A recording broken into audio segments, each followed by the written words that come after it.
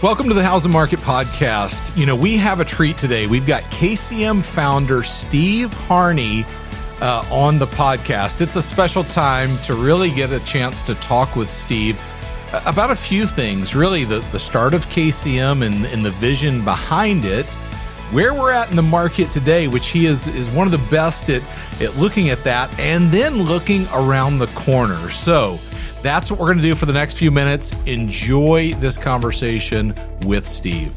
Steve, I am excited to have you on the podcast today. Grateful for it. And it's a special day. You and just being the founder of Keeping Current Matters. So grateful for this time to spend together. Well, David, it's an honor. Thank you very much for having me on. It's exciting to see what you're doing with the podcast, to be honest with you. It's really taken off, and a lot of people are really enjoying it. So great job on just putting it together. And now that is, as successful as it is, it's an honor just to be on it. So thank you. Well, thank you for that. And you know, Steve, just as well as I do, the folks that put it together here on the KCM team do a phenomenal job. And I'm just trying to keep up with that is the bottom line. You're too humble, my son. You're too humble.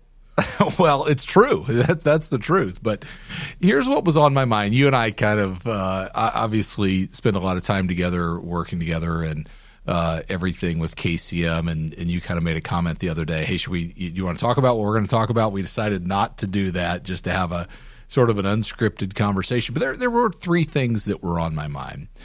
Talking a little bit about the KCM story for you and I, and then getting into where we're at in this market.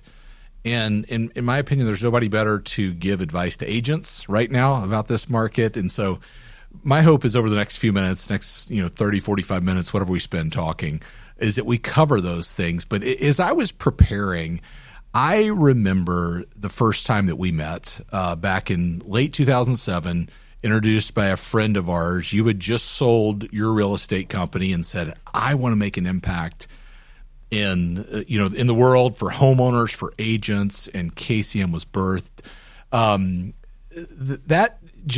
That moment in time to see where things have grown now 15 years later is amazing. But it's a testament to your vision, really, for impact in agents' lives and homeowners' lives all over the country.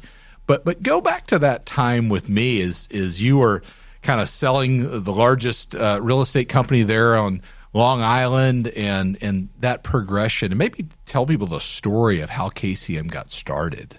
If we go all the way back, I started as an agent about almost 40 years ago and was an agent for about 10 years. And I was pretty successful being an agent.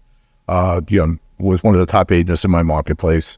And then a large national firm, which had a regional presence, asked me to be a manager in one of their offices. I decided to take that job on because I like to teach. I like to get people in front of me and explain things. And that's really the reason I became a manager. I was there for a period of time, several years, and then they made me the training director for the region, which really was a job I really loved a lot, okay? I was training people, but there were some restrictions as to the way I could train, what I could say, and I had some real strong beliefs on what should be the standard for an agent. So I decided that I guess it was 1995, to start my own real estate company, which we grew to 13 offices and 550 agents.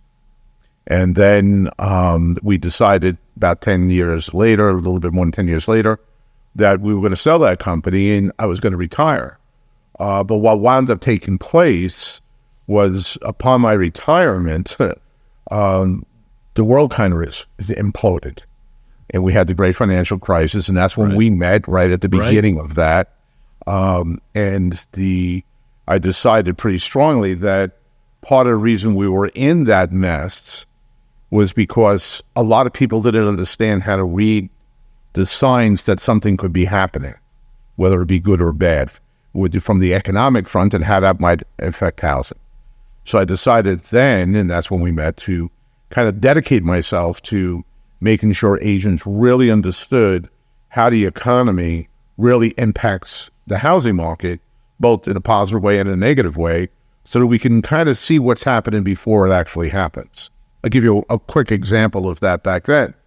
What I was looking at was delinquency rates, all right, how many houses were falling 30, mortgage payments were falling 30, 60, or 90 days behind.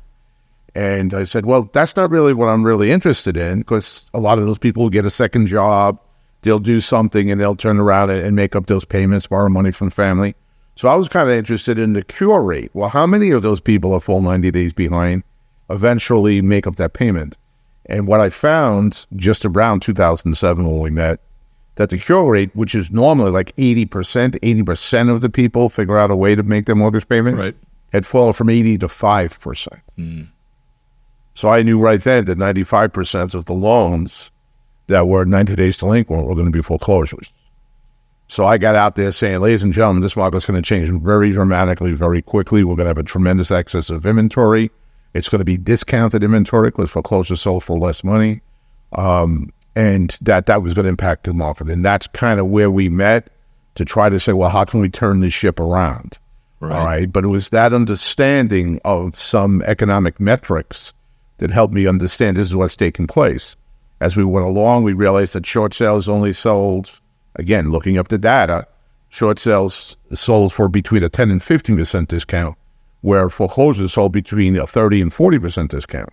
So the more short sales we did, the better we protected home prices.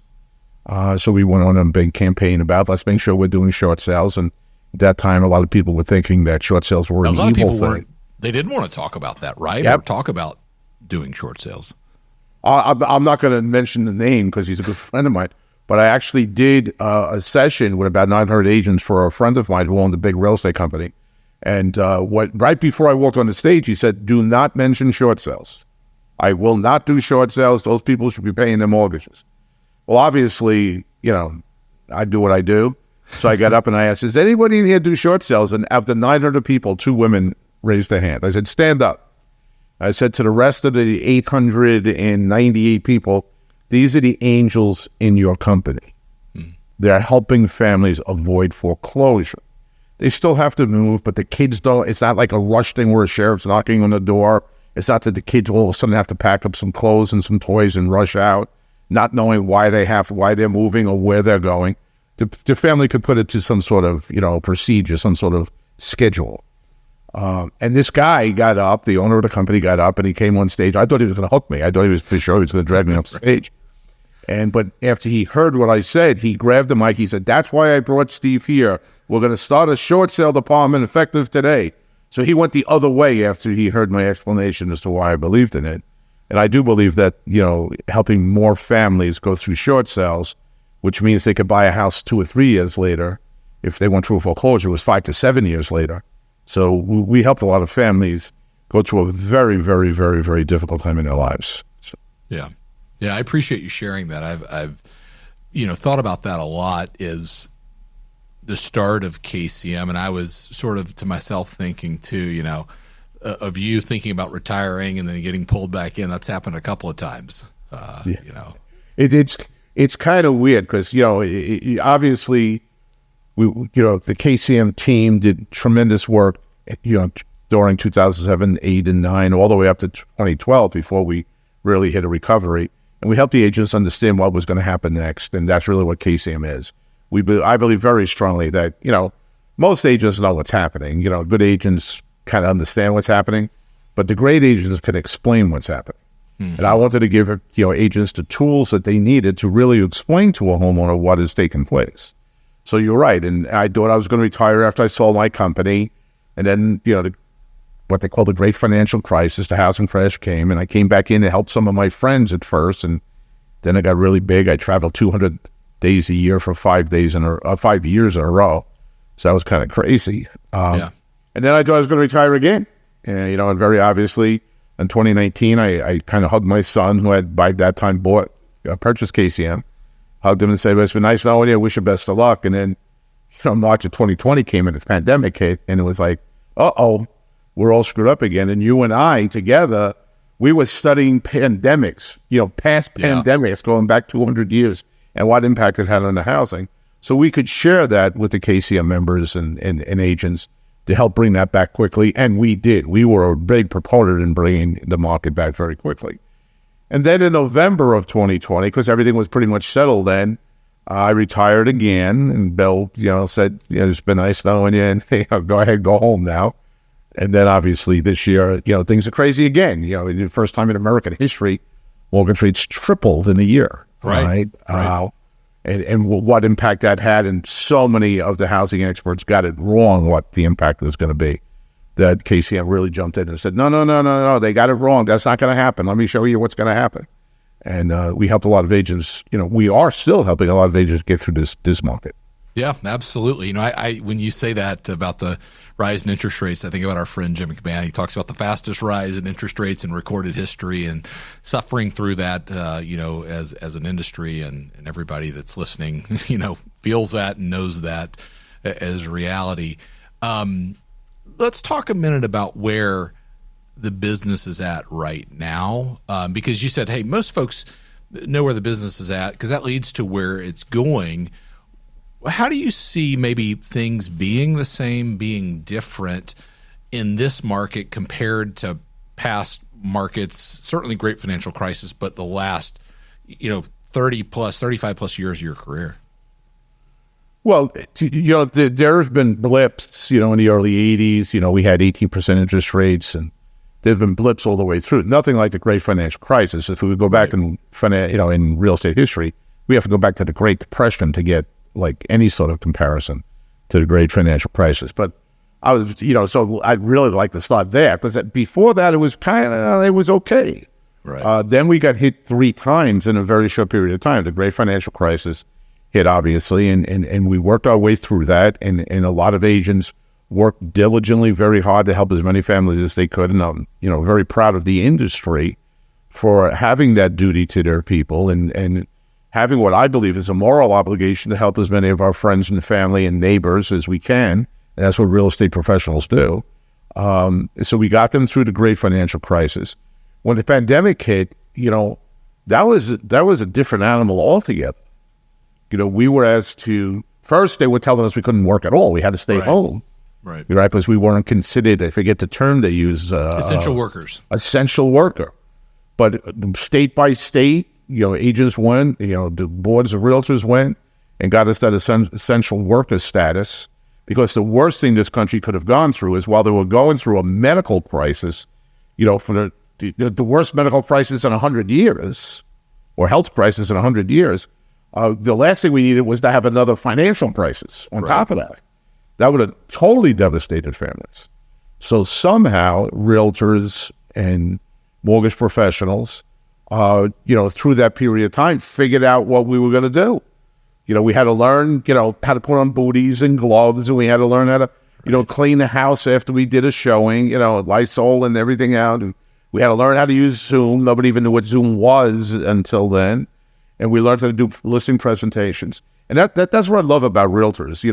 Their heart is really to helping people. That's how they get paid. They don't get paid unless they help somebody. Right. So they don't really worry, most of them, some of them maybe, most of them don't really worry about the money. They worry about the families or the individuals they help, because they know the only way to make more money is to help more people.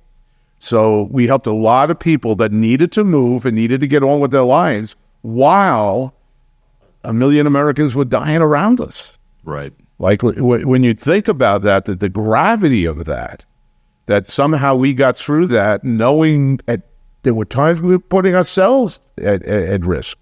There were times, we didn't always want to go into that open house with a stranger. We didn't want to do that. But we masked up, we did, or whatever it is that you did, each individual person. And we did, and we, at the beginning of that in March, I remember when Bill tapped me on the shoulder, reading, the experts. The experts, prices are going to fall 10%, right. Transactions are going to fall 20%. And you and I came out with the bold statement. I said, I think home ownership is going to be more important this year than any. I think we're going to sell more houses than we did last year. Right. And I think prices are going to go up. Yeah. And everyone said, oh, you're crazy, Steve. You're nuts. David, why you even listen to this guy? Get away from this guy. He's a nut job. And what wound up taking place is we weren't aggressive enough. Prices went up more. It didn't just go up. They went over 5%. And sales went up. Yeah. All right. So all the experts were wrong. And the reason I think that the experts get it wrong so often is they don't understand people. Right. All right, that's number one. The customer, these are people. This is not commercial real estate when everything's by the numbers. You have to look at people. What are people going to do? Right. All right. What do they want? You know. Well, exactly. What do they want? You know, a home. Yeah. So yeah. And they're going to get what they want. You know, the great. You know, the good news is this is America. People understand that. If I want something bad enough, I'm going to go get it. And then the resiliency of the real estate population to again do some great work in, you know, crushing situations, even within their own families.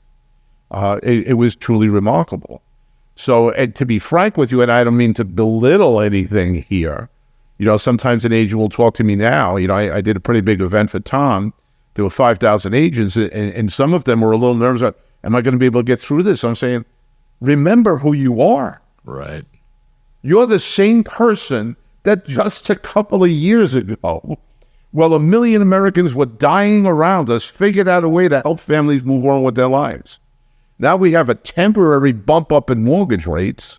And again, I'm not belittling the situation. I understand it's caused some angst. But it's nowhere near the angst that we got through 3 years ago. All right. And you know, I hope every person listening to this, any way they're involved in the housing market, remember who you are.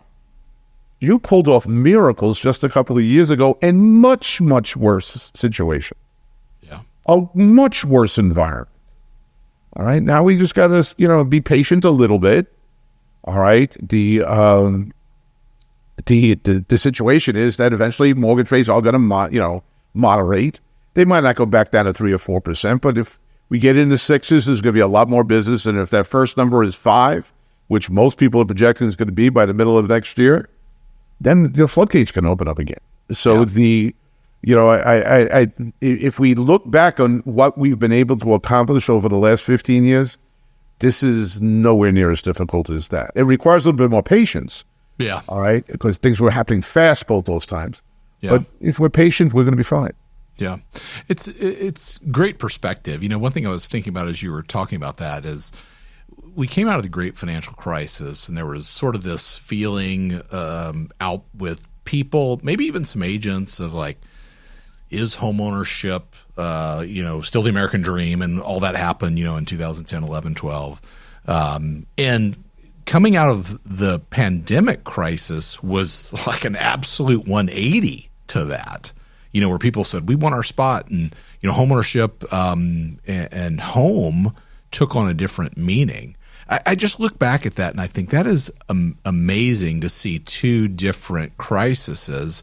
Certainly you mentioned resiliency and agents and folks stepping up, I think played a huge role in that, I think it's the reason it happened.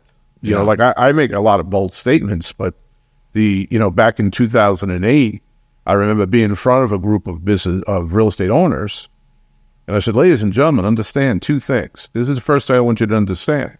The world economy, this is back in 2008, the world economy is not going to come back until the American economy comes back. And the U.S. economy is not coming back until housing comes back. And the people sitting in this room are responsible for bringing housing back. So I don't want to put any more pressure on you than you already have, but the world economy is dependent on you getting back to work and working hard. Right. And, the owners in that room kind of sat back like, you're putting this on us? I said, yeah, that's where it belongs. And I said, and the other thing I said that, the person who hired me to speak to this group was afraid I was going to upset them with this statement. And I wound up, they gave me a standing ovation. I wasn't sure what was going to happen either, to be honest with you. I said, everyone in this room is sitting waiting for the cavalry to come. Understand, you are the cavalry that everyone else is waiting for. So get up, get on your horse, and let's go. And the person who hired me, a very prominent individual in the real estate industry, was almost afraid of how that audience was going to react to me telling them that get on your horse and go. And they stood to a person with a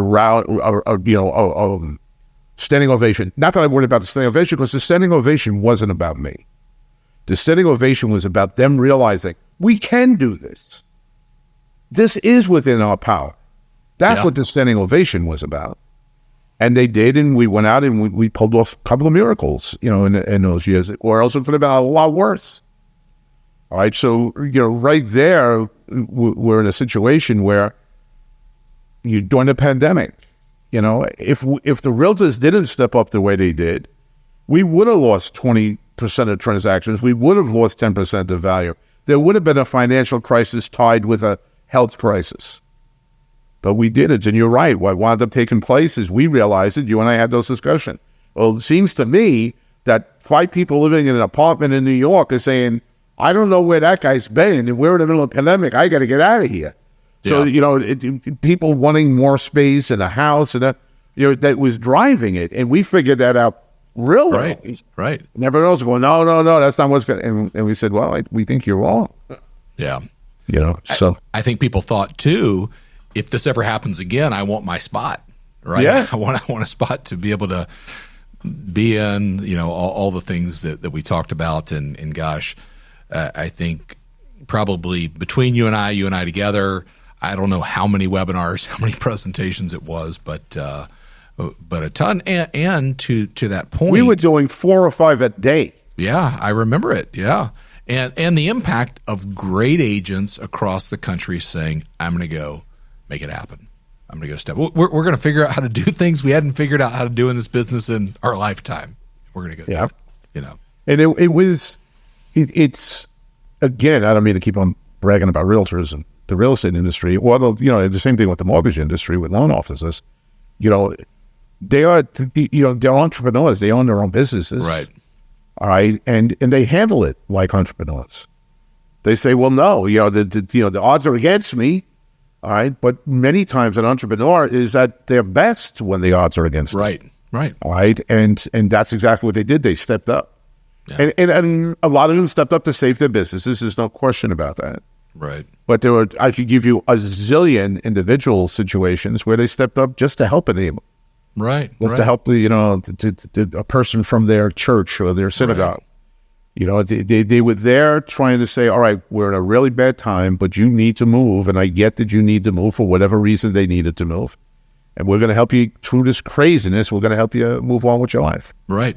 It's such a good point because the majority of people, overwhelming majority of people that are in the business, got in the business to help families, to help people buy and sell homes, achieve the dream of home ownership. And to your point, the entrepreneurial spirit, whenever there's an opportunity or a gap in our business or any business, Americans step in to fill that gap, right? Whenever there's like, oh, I can do that. I can serve somebody. I can help somebody, and I can make some money doing that. That happens. The best agents know what's happening nationally and also know what's going on in their local market. At Keeping Current Matters, we help real estate agents become experts. And now, we've added something that will change the way you communicate.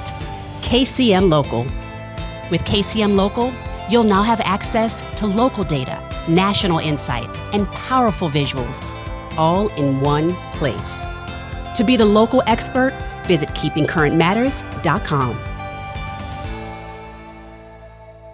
Let's talk about where we sit right now, what you're seeing and what the look is sort of as we look around the corner. Because I think, although very different, you mentioned it, there are a lot of folks going, hey, I'm not sure what's happening right now. And there's some fear and there's some things out in the market. So what do you see right now happening that, for agents, loan officers, folks listening, you would share with them that maybe they don't see? There's a couple of different things. We have 2 challenges really right now, and they're kind of interconnected. One is mortgage rates tripled in, a little over a year. Right. And the second one is because they tripled, a lot of homeowners who were lucky enough to get either purchase a home or refinance a home at very low rates are saying, why would I give up my rate to a higher rate? And that's locking them in. We talk about it, the lock-in rate. That's locking them into staying in the house that they're in right now. So that's really curtailing the amount of inventory that would only come to the market. So we have a mortgage rate challenge where, well, I don't know if I want to buy because mortgage rate's a little bit higher. And we also have an inventory challenge because people are saying, I don't know if I want to give up my 3 or 4% interest rate to take on a 7% interest rate. So those are the 2 challenges. So let's take a look at the 2 challenges and say, well, what's going to happen here? Well, we know that the mortgage rate situation has a lot to do with inflation. Inflation hit almost 9%, and the Fed decided, well, we got to bring this back down. So they went on to, a whole series of rate hikes, Fed hikes, all right, that increased mortgage rates. And their job was to lower inflation. Inflation's gone from 8.9% to, I think the last reading was 3.3% or somewhere in that ballpark. Mm-hmm. Their mark is 2%. Now, some people are saying, well, isn't 3.3 good enough? Can't they just back off now? But if you look at history, once before they did that in the 70s, they backed off a little too early, and then inflation shot right back up again. And I think that Chairman Powell's nervous looking at that history. Now, he's going to get it down to 2%. That's what it is. Now, that's really close. So I think the rate hikes, the Fed hikes will slow. I think in September, they might even skip a month. I'm not saying they're going to end there, but they might skip a month. And then we're going to see slowly they're going to fade away. And that's what most people are projecting. And then when that happens, if we look at stats, I don't have any graphs to show you right now, but if you look at the graphs, you'll see that when inflation comes down, there's a lag time, but then mortgage rates come down. Same thing if it goes up, there's a lag time that mortgage rates go up. So inflation is falling like a rock from 8.9 to 3.3. And most experts are surprised that mortgage rates haven't already fallen. But I think that when they get that 2.2 and everyone's a little bit more, the 2% I should say, as an inflation rate, and Chairman Powell's speaking more to know we're okay now, then I think we're going to see rates drop pretty dramatically. Now, again, do we going to see 3 and 4%? No. But we're going to see 5 and 6% and, probably low 6s or high 5s. It looks pretty good in the face of 7.5, right? Yeah, right. Exactly. Like, people are going to be ecstatic about it. And so what was going to wind up taking place is we don't really have a lack of buyers for the amount of listings we have because every open house has a line around it.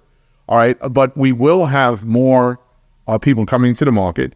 But more importantly, now a seller who is kind of on the fence and they want to sell because they want to maybe buy that bigger house, or they had another kid and they really need that extra bedroom, but right now they're holding on to that 4% mortgage rate, they'll make that move. So we're going to see a flood of inventory coming on the market. Everyone says, when do you think that is, Steve? I think we're already starting to see it a little bit. Now, I don't want to get crazed with this, but I've been in the business for almost 40 years. I have data going back 7 years on this issue. I wish I had data going back 40 years because I don't think there was ever a time in the 40 years. Now, again, I can be hyperbolic. Maybe there was one exception or two exceptions. But over the 40 years, the amount of listings that are taken between July and August fall, they're less than from June to July, okay? So in the second half of the year, the number of listings taken, new listings taken, falls off. It does it every year. For the last 7 years and all the crazy markets we had, it followed the same seasonality.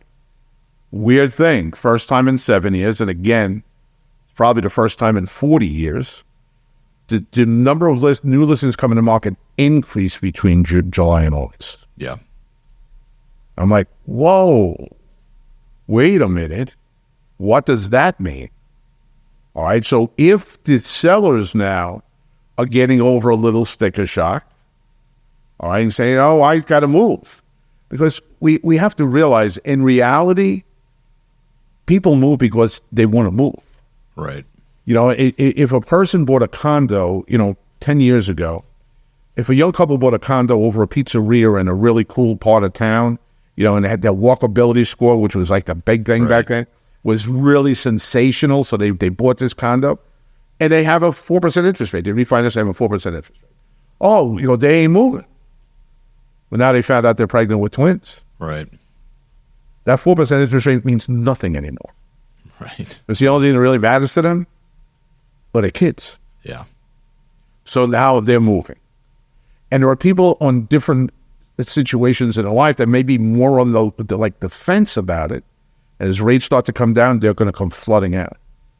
And every agent has to understand, we didn't lose one deal. Agents are getting crazy. First of all, I'm going to let you know, prices went up 50% in the last 2 years. That means since you get paid a commission, a percentage, your income went up 50% in the last 2 years. Now, while I'm doing less deals, see, I get it. For now, you're doing less deals, but some of that is made up with the fact that you're making more money per deal, all right, because prices are higher. Right. All right. And the second deal is when the transactions do come back, and they will. You didn't lose one. You know, I grew up in New York, and when we had snowstorms, they were snowstorms. You could be snowed in for 5 days. And what wound up taking place is if you owned a McDonald's store and a snowstorm came, you lost that business for 5 days. Because what wound up taking place is people didn't stop eating because they couldn't get to McDonald's. Right. They just ate it all. So all those breakfast, lunch, and dinners, you lost all of that business. If you owned an Apple store and somebody was thinking about buying an iPad and they decided they wanted to go to the store and look at the different iPads and touch them and look at the accessories, which a lot of people do. That's why there are Apple stores. If you owned an Apple store and it snowed and people were stuck in the house for 5 days, you didn't lose a deal. They didn't decide that, well, I'm going to create an iPad while I'm sitting at home. Right. They had to wait until the snow cleared and melted and they cleared the roads. And the smart managers at the Apple stores, the smart ones, knew that once that snow clears, I better have extra iPads in my store that day. Not the normal number we have, because we're going to have the normal business plus the extra business. Yeah. From the last 5 days. Well, I'm going to say the same thing right now. Only it's going to be 5 months. You've delayed, not lost, but a bunch of transactions been delayed over the last 5 months. Right. They're coming. Right. And they want an iPad, meaning a home. You better have a bunch of listings. Because when they come out, you got to be there.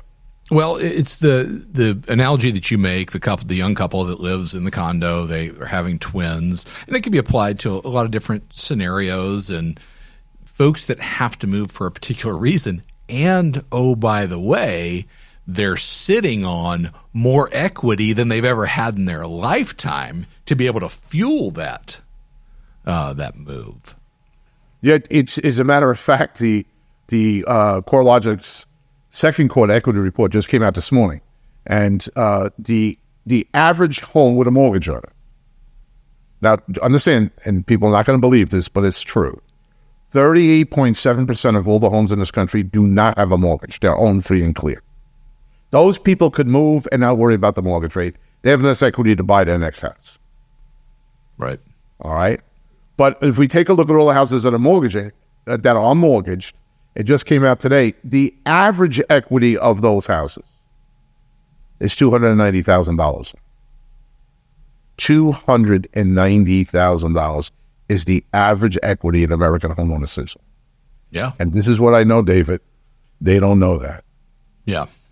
They don't we're in it every single day. We know the prices were up. Some agents and loan officers listening to, or just normal people listening to this, professionals in the industry are saying, that can't be true. It is true. Right. So if you don't think it's true, I can guarantee you your neighbors don't realize it's true. Yeah. So what we need to do is we need to get out there and let them know the equity situation they're in while we're waiting for the rates to modify, the mortgage rates to modify. Because if they know they can buy it all cash, they don't care. Right.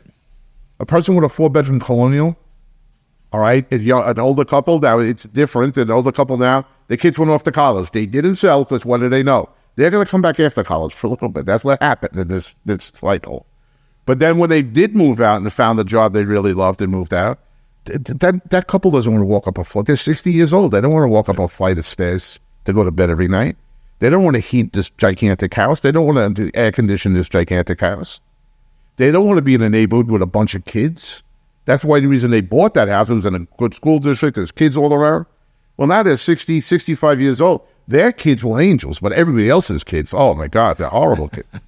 Sure. They want to move, not necessarily away from that area, in some cases, yes, but just move to a different location where everything's flat.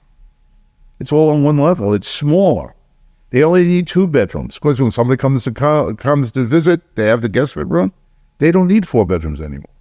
But those people with that 4-bedroom home are sitting on a ton of equity. Right. Many of them own a house free and clear. They could make that move if someone would counsel them. on what's available to them because of the equity. Yeah. No, it's such a important point. And you're a phenomenal teacher. I know you love to do it, and talked about that starting out in your career. If you were to almost close your eyes and you were standing in front of your agents, 15, 20 years ago, what would you, and for agents listening, what would you be telling them right now to go out and do with people? What are the conversations? What are the activities that you would say, hey, right now in this time that we're in, this is what I'd be doing? Okay. I think that falls into two different categories. First off, I would have to build their will, because you have to realize, we talked about this over the last 15 years, agents have been through the greatest financial crisis since the Great Depression, the greatest pandemic since 1918. So they're a little bit beat up, all right? It's been a wild 15 years. All right, so that 15 years since the great financial crisis, everyone, including me, remember I said I was hoping to retire? They weren't hoping to retire, but they were hoping just to take a deep breath and not have to be crazy for a while. That didn't happen. So a lot of them are sitting there and they're just saying, do I got the energy to get up and go again? Yeah. All right, and all I would say to my team if they were sitting in front of me, remember who you are. This is not about you. This is about the individuals and the families you help.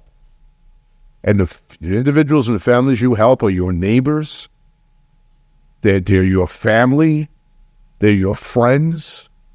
They're the people you go to church with, or go to synagogue with, or go to Jehovah Hall with. All right? These are all the people that are around you that depend on you. The great realtors in any market are stalwarts in that region. All right? They're like, their look says like they help in the region. The great ones have developed this image that if I think everything's okay, and that's what they need to do. So the first thing I would do is let them know, remember who you are. This is not bigger than who you are. The great financial crisis tested us. The pandemic gave us a second test. We passed both those tests. This is a much easier test to pass, as long as we have the will to do it. Now, once I got them ready to go, all right, what I would tell them to go do, I really don't think that, I think the biggest opportunity that exists in the market right now is letting people know that the equity they have in their house. Because there's a lot of things they could do with that equity. And let's get away from housing for a second. Some of their children are now getting hit with a bill, like a tuition bill, meaning a student loan bill. Maybe they can help them out with that. Maybe if they knew their equity, it could help their kid those parents are going home crying because the kid can't get the house because they missed it by $10,000. Maybe they're pulling $10,000 out of the house and helping that kid buy that house. Maybe they're starting a business. There's so much power. I believe so much in home ownership because it builds equity. And really what it is it builds a savings account. And then they can tap into that savings account and pay back. Now, I'm not suggesting what happened in 2004, where people were using their houses as ATMs and buying jet skis and new body parts for their girlfriend and all sorts of crazy things. No, I'm not saying that. If you have a depreciating asset, all right, you don't want to do that. But if you think your kid has potential, invest in your kid. If you think a business has potential, invest in your business. If you think that maybe buying a bigger house because prices always go up, almost over a 30-year period, they always go up, and you're going to sell yours and maybe buy a little bit more expensive house, let's do that. You have the equity to make that happen without getting a big mortgage payment. And if you're sizing down, make that move down. Make that move down. So really what I would want them to do is get out and let the people know how much equity they have in their house in every way they possibly can. Yeah. Yeah, I think that point, and I want to say something too about that, just in everything that you and I are working on, KCM, is kind of a shameless plug. If you're not coming to the deep dive on Monday mornings that Steve has been doing on Facebook Live, we talk about the professional equity assessment report. You can go back and find it. You can grab that episode and use a tool to have that conversation. And I'm not saying that. I am saying it probably as a way to go out and do that, but more so a way to facilitate that conversation, a way to start it. Because some agents are like, I don't know how to maybe start that conversation. How quickly you can do it and have the conversation with a homeowner. To your point, $290,000. People think and that is shocking, right? That in maybe people look at that and go, "Gosh, that's not true." But having that conversation with people frees that up and frees up that opportunity. Great agents are going to figure it out that so KCM doesn't make agents great. Agents make agents great. They make themselves great. What KCM does, they facilitate that. Yeah. If you want to be a great agent or you're a great agent, we're going to try to help you in every way we possibly can to reach whatever potential you can reach. So what David is saying right now is you got to go out and talk to them. If you want a really, really good tool to help you in that process, then sure, the professional equity assessment report that KCM has put together is unbelievable. It breaks it right down. It says, all right, this is where it is. This is how much equity you have. And you have to get information from them, obviously. But it breaks it down very simple. And then I think it's the 4th or 5th page says, all right, what are the next steps? Meaning it already sets you up for a conversation with them. Then now that you know the amount of equity in you have in your house, what are you dreaming about? What would you hope that could happen next? And that's what's the power of what we call the paired professional equity assessment report. That's the power of that. And great agents have used it very successfully now for the last year. And what we're trying to do is get more agents to realize the equity situation. And again, great agents are going to do what great agents do. All we're saying is we can make it a little easier for you to do. Right. Maybe a lot easier for you to do. Right. By using this pair. That is great. Steve, I get energized by these conversations. I'm grateful that we can have it together and other people can listen in to this and hear your perspective. As we wrap up here, is there anything we missed or anything that's on your mind right now that we didn't talk about relative to the business?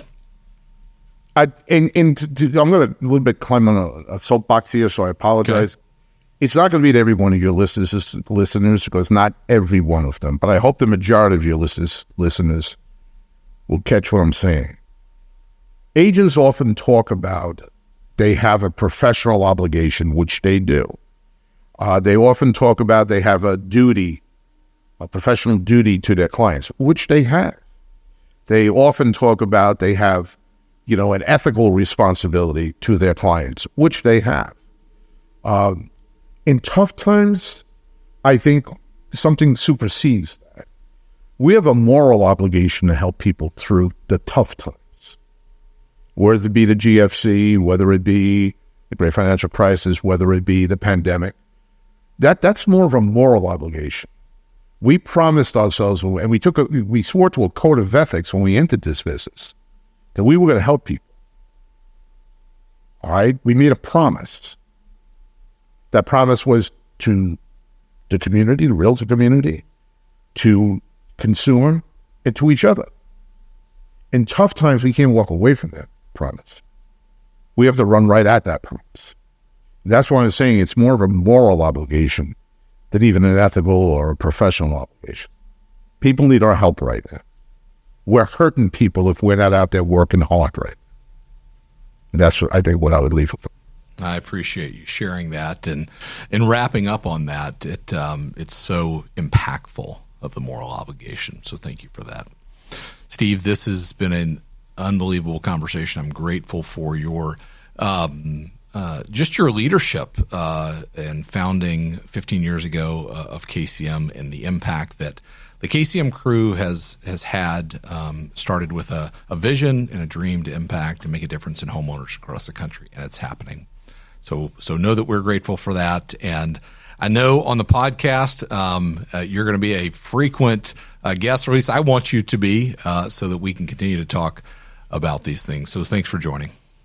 No problem, David. You made it very simple. These are like the conversations we have at the end of the day when both of us are exhausted and throw our feet up on the desk. And what do we have to worry about next? What do we have to be, not worry about, but what do we have to work on next? And that's what I felt here. I almost lost the fact that we were on a podcast. I just felt like I was talking to you. And that was pretty cool. So awesome. Thank you for the honor of being on your podcast. Thank you. Thank you for joining this episode of How's the Market. You know, having Steve on is a special time, not only because he's the founder, but just has such a unique perspective on real estate and what we need to be doing right now. So, you know, at Keeping Current Matters, we believe that every family should feel confident when buying and selling a home. And this podcast is a way that we want to do that. So if you like the podcast, please share it with someone. Share it with someone that you believe can be impacted by it. Subscribe to the podcast, and we'll see you back on soon.